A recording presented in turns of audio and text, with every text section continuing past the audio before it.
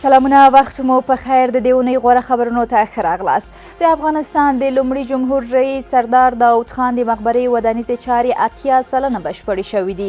د ملي پراختیا شرکت بنایي ودانیز ریاست وایي دغه مقبره د کابل په تاج بیګ تپه باندې جوړیږي. 3 لوی تالارونه، 2 کتابتونونه او 2 نندارتونونه لري چې مالي لګښت یې د جمهوري ریاست عملیاتي ادارې لخوا ورکول کیږي.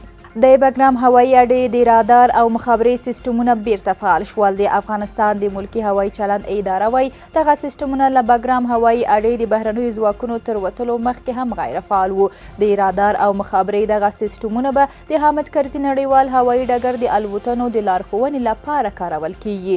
د افغانستان دفاع وزارت ویلي چې له بګرام هوایي اډې ټول امریکایي او نور بهرني ځواکونه وتلي او ټول مسؤلیت ملي اردو ته سپارل شوی دی. اروپایي ټولنې له افغانستان سره د قحطۍ یا لوږې خطر د مخنیوي لپاره د 25 میلیونه یورو مرستې اعلان کړی دی. د دې ټولنې په خبره چې په افغانستان کې له 3 میلیونه زیات کسان د لوږې په سخت حال کې دي او تر 11 میلیونه زیات کسان بیا د خوړو له کمښت ته ځورېږي. اروپایي ټولنه دا مرسته داسې مهال کوي چې افغانستان د وچکالۍ له یوې نوې څپې سره مخ دی چې له امله یې د هیواد په ډېرو سیمو کې خلک د خپلو اصلي مینو پرېښودلو ته اړ شوي دي. ولسمشر محمد اشرف غني هم ویلي چې په هیواد کې د سختې وچکالۍ له امله به له ټولو زیانمنو او بې ځایه شویو کسانو سره برابره مرسته وشي. په هلمند ولایت کې د کجکي بند د 2 لاټ رغونې چارې ګړندۍ روانې دي. د افغانستان د اوبو د تنظیم ملي اداره وایي د کجکي د بند لومړی فاز د 50 میګا واټه او دوهم فاز چې کار روان دی د 100 میګا واټه برېښنا د تولید ظرفیت لري. دوی زیاتوي د کجکي بند به په ټوله کې د 1 میلیارډ متر مکعب اوبو د ذخیره کولو وړتیا پیدا کړي.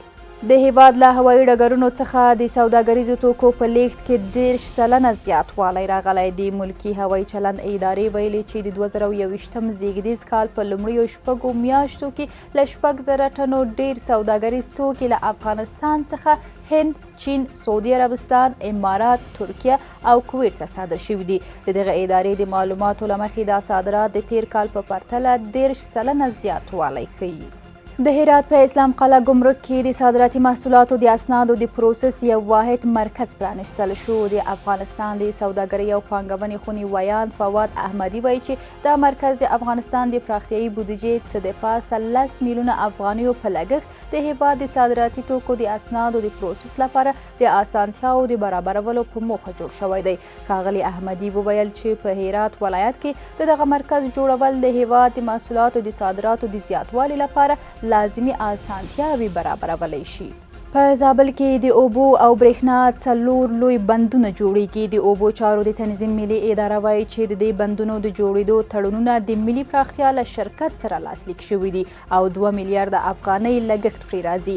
دغه بندونه 5372 هکتاره کرنیزه ځمکه خړوبوي. د 3.45 میګا واټه برېښنا د تولید ظرفیت لري او په زرګونو هیوادوالو ته به د کار زمینه برابره کړي.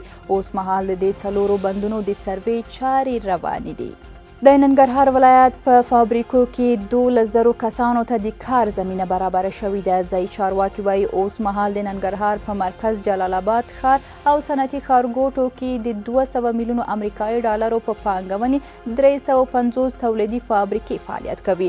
دغه فابریکې د المونیمي او پلاستیکي لوښو، کرنیزو وسایلو، تریشر، مرمر ډبرو، وسپنې ویلې کولو، د بټریو تیزاب، سیخ جوړولو، د هایدروجن او نایتروجن تولید، ایوډین لرونکي مالګې، صابون، شامپو، نباتي غوړیو، معدني اوبو، غالۍ اوبدلو، یخ جوړولو، فرنیچرو، د چرګانو خوراکي توکو، کیک، کلچې، غیر الکولي مشروباتو او نورو توکو په برخو کې فعالیت کوي. قدرمنو لیدونکو، دا د دې ساعت خبرونه چې تاسو ته مو وړاندې کړل. تر بیا ښې چارې.